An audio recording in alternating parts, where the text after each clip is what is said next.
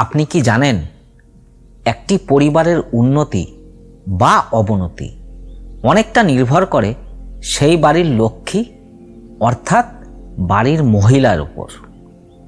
শাস্ত্র বলে, যে বাড়িতে সন্ধ্যার সময় তুলসী তলায় সঠিক নিয়মে প্রদীপ জ্বলে সেই বাড়িতে স্বয়ং মা লক্ষ্মী এসে বসতি স্থাপন করেন।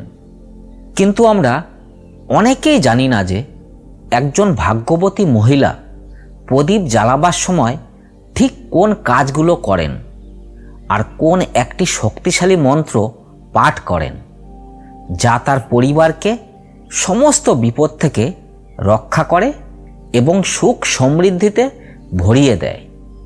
আজ আমরা আলোচনা করব সেই সব গোপন নিয়মের কথা, যা পালন করলে আপনার ভাগ্য বদলে যেতে পারে। ভিডিওটি শেষ পর্যন্ত দেখুন, কারণ আজকের এই ভিডিও আপনার সংসারের মোড় ঘুরিয়ে দিতে পারে। বাঙালি হিন্দু ধর্মে তুলসী গাছকে শুধু একটি উদ্ভিদ হিসেবে নয়, বরং দেবী বৃন্দার অবতার হিসেবে পূজা করা হয়। প্রতিটি সতী ও ভাগ্যবতী নারীর প্রধান কর্তব্য হল এই পবিত্র গাছের সেবা করা। একটি ঘর তখনই মন্দির হয়ে ওঠে যখন সেই ঘরের গৃহিণী ভক্তি ভরে তুলসী তলার যত্ন নেন। সাধারণ দৃষ্টিতে মনে হতে পারে এটি কেবল একটি প্রদীপ জ্বালানোর প্রথা, কিন্তু এর গভীরে লুকিয়ে আছে অগাধ আধ্যাত্মিক শক্তি। যখন একজন পুণ্যময়ী নারী সন্ধ্যার গোধূলি লগ্নে তুলসী তলায় এসে দাঁড়ান, তখন সারা দিন রাতের অশুভ শক্তি সেই বাড়ি থেকে বিদায় নেয়। আসুন জেনে নেওয়া যাক একজন ভাগ্যবতী মহিলার কিছু বিশেষ গুণ এবং তুলসী তলায় তার আচরণের সেই অবাক করা নিয়মগুলো। শাস্ত্র অনুসারে যে মহিলা খুব ভোরে ঘুম থেকে ওঠেন এবং স্নান সেরে শুদ্ধ বস্ত্রে গৃহকর্ম শুরু করেন, তাকে পরম ভাগ্যবতী বলা হয়। তার হাতের ছোঁয়ায় শুকনো গাছও প্রাণ ফিরে পায়। ভাগ্যবতী নারী মানেই তিনি শান্ত স্বভাবের হবেন এবং তার কণ্ঠে সব সময় মিষ্টতা থাকবে। তিনি কখনো সন্ধ্যাবেলায় বাড়ির মূল দরজায় বসে থাকেন না বা অকারণে কলহ করেন না। বিশেষ করে গোধূলি বেলায় অর্থাৎ দিন ও রাতের সন্ধিক্ষণে তিনি যখন শান্ত মনে শুদ্ধাচারে তুলসী মূলে জল দেন বা প্রদীপ জ্বালাতে যান, তখন তার চারপাশের পরিবেশ এক অদ্ভুত ইতিবাচকতায় ভরে ওঠে। তার চলার গতিতে থাকে এক স্নিগ্ধতা, আর মনে থাকে পরিবারের প্রতি অকৃত্রিম ভালোবাসা। এই ভক্তি ও একাগ্রতাই তাকে মা লক্ষ্মীর প্রিয় করে তোলে। একজন ভাগ্যবতী মহিলা প্রদীপ জ্বালাবার আগে থেকেই কিছু প্রস্তুতি নিয়ে থাকেন। তিনি জানেন যে তুলসীতলা হলো তার বাড়ির সবচেয়ে পবিত্র স্থান, তাই সারাদিন সেই স্থানটি যাতে অপরিষ্কার না থাকে সেদিকে তার সজাগ দৃষ্টি থাকে। তিনি কখনো তুলসীতলার আশেপাশে ছেঁড়া কাপড়, জুতো বা নোংরা আবর্জনা জমতে দেন না। বিকেল গড়িয়ে সন্ধ্যা নামার আগেই তিনি সেই স্থানটি পরিষ্কার জল দিয়ে মুছে নেন। মনে রাখবেন, পরিষ্কার পরিচ্ছন্নতা যেখানে আছে, মা লক্ষ্মী সেখানেই বিরাজ করেন। সন্ধ্যার ঠিক আগে তিনি নিজে শুদ্ধ বস্ত্র পরিধান করেন। যদি সম্ভব হয় হালকা লাল বা হলুদ রঙের পোশাক পরা অত্যন্ত শুভ বলে মনে করা হয়, কারণ এই রঙগুলো পবিত্রতার প্রতীক। চুল খোলা রেখে কখনো তুলসী তলায় প্রদীপ জ্বালানো উচিত নয়। ভাগ্যবতী মহিলারা সব সময় মাথার চুল বেঁধে বা মাথায় কাপড় দিয়ে এই কাজ সম্পন্ন করেন। এবার আসা যাক সবচেয়ে গুরুত্বপূর্ণ অংশে। সন্ধ্যাবেলা প্রদীপ জ্বালাবার সময় একজন ভাগ্যবতী মহিলা কি কি নিয়ম মেনে চলেন।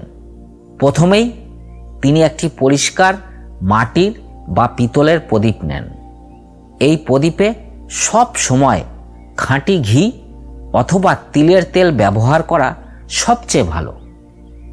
সলতেটি হতে হবে কার্পাসের তুলোর তৈরি এবং তা যেন পরিষ্কার হয়। প্রদীপটি জ্বালানোর পর তিনি সরাসরি মাটিতে না রেখে একটি ছোট তামার পাত্র বা সামান্য আতপ চালের ওপর স্থাপন করেন। এটি হলো লক্ষ্মী লাভের একটি গোপন উপায়। প্রদীপটি তুলসী গাছের দক্ষিণ দিকে রাখা অত্যন্ত শুভ। প্রদীপ জ্বালানোর সময় তার মুখ থাকে উত্তর বা পূর্ব দিকে। এই নির্দিষ্ট দিকগুলো মেনে চললে বাড়িতে পজিটিভ এনার্জির প্রবাহ বাড়ে এবং দারিদ্রতা দূর হয়। তিনি শুধুমাত্র প্রদীপই জ্বালান না, সাথে সাথে ধূপকাঠি বা ধুনো জ্বালিয়ে সারা বাড়িতে সেই ধোঁয়া ছড়িয়ে দেন, যাতে অশুভ শক্তি বিদায় নেয়। প্রদীপটি শান্ত মনে জ্বালানোর পর একজন ভাগ্যবতী নারী করজোড়ে তুলসী দেবীর সামনে কিছুক্ষণ বসেন। তিনি যখন বিড়বিড় করে একটি বিশেষ মন্ত্র পাঠ করেন, সেই মন্ত্রটি কেবল কয়েকটি শব্দের সমষ্টি নয়, এটি দেবী বৃন্দাকে আহ্বান করার এক অব্যর্থ পথ। মন্ত্রটি হল ওং তুলসীত্তেই নমঃ, অথবা আরও বিস্তারিতভাবে বলতে গেলে বৃন্দায়ে তুলসী দৈব্যে প্রিয়ায়ে কেশবস্য চ বিষ্ণু ভক্তিপ্রদে দেবী সত্যবৈত্যে নমো নমঃ। এই মন্ত্রটি পাঠ করার সময় তিনি মনে মনে প্রার্থনা করেন যেন তার স্বামী, সন্তান এবং পরিবারের সবার ওপর ঈশ্বরের আশীর্বাদ বর্ষিত হয়। এই মন্ত্রের প্রভাবে মনের অশান্তি দূর হয় এবং ঘরে শান্তি বজায় থাকে। মন্ত্র পাঠের সময় তিনি 3 বার তুলসী গাছকে প্রদক্ষিণ করেন। মনে রাখবেন, প্রদক্ষিণ করার সময় যেন মন একেবারে শান্ত থাকে এবং কোনো প্রকার জাগতিক চিন্তা মাথায় না আসে। শুধু কি করতে হবে তা জানলেই চলে না, কি করা যাবে না তাও সমানভাবে গুরুত্বপূর্ণ।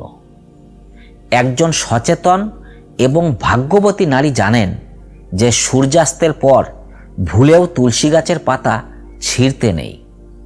তিনি সন্ধ্যার সময় প্রদীপ জ্বালাতে গিয়ে কখনো তুলসী গাছে স্পর্শ করেন না, কারণ মনে করা হয় এই সময় দেবী নিদ্রাতে যান অথবা ভগবানের ধ্যানে মগ্ন থাকেন। এছাড়া একাদশীর দিনে বা রবিবারের দিনে তুলসী তলায় জল অর্পণ করেন না। তিনি প্রদীপের শিখাটি যাতে হঠাৎ করে নিভে না যায় সেদিকে সতর্ক থাকেন। যদি কোনো কারণে প্রদীপ নিভে যায় তবে তিনি অপরাধ মার্জনা চেয়ে পুনরায় তা জ্বালিয়ে দেন।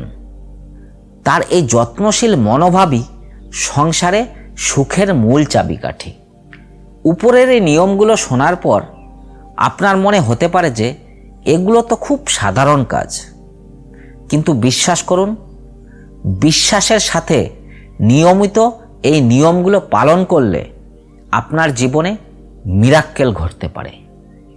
যে পরিবারে একজন মহিলা প্রতিদিন নিষ্ঠার সাথে তুলসী সেবা করেন, সেই পরিবারে কখনো অর্থের অভাব হয় না এবং গৃহকর্তার আয়ু বৃদ্ধি পায়। তুলসী তলায় জ্বলে ওঠা সেই একটি প্রদীপ কেবল অন্ধকার দূর করে না, বরং আপনার জীবনের সমস্ত বাধা বিপত্তি পুড়িয়ে ছাই করে দেয়।